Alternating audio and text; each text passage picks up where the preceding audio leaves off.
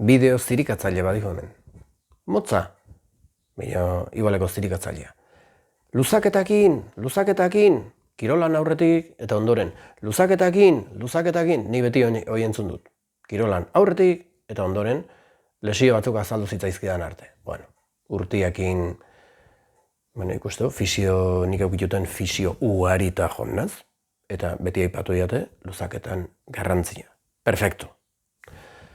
Eta beste alde batetik, aurkitu nun interneten, bazon gizon bat, arazoa zakana, tendoiak oso motzak edo gorrak edo zitula, eta luzaketakin arazoa zakana. Eta hasi zen ikertzen, ikusi ze ikerkuntza zozten, eta iritsi zen puntu batean non ikusten zen luzaketan ondorioz lesiuk ugaritu jendila.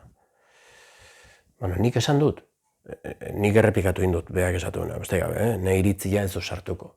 Luzaketak egiten jut, egunero, aipatu izan dut, eguzkiai agurra egiten dutela, egunero. Hortik usten luzaketak. Aparte egiten jut luzaketak, bai, beste batzuke bai. Bino luzaketan oinarritzu nekirola ez. Kirolean aurretik luzaketa egiten ez. Egitena berotu. Hoi da, aipatzen, ikerkuntza meta-analisis oitakoan non biltzen jun beste ikerkuntza pila. Hemen bian utziko lotura, interneten dut, baina PDF batin, ingeleraz do, bino bak izute hor, eskubilan sarreran dauden 3 puntu hoitan eman, itzuli, ingeleraz ongi moldatzen batzate, erkita bestela, itzuli, bino irakurri eta jakin. Jakin zientziak zer dion.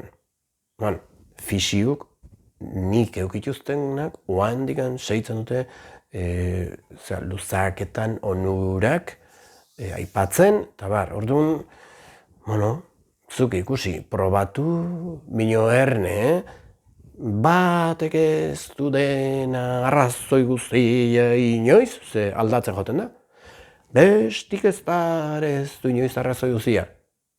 Arrazoi guztia, netzat balio dunak igualzutat ez du balio, gorputzak ez die igualak.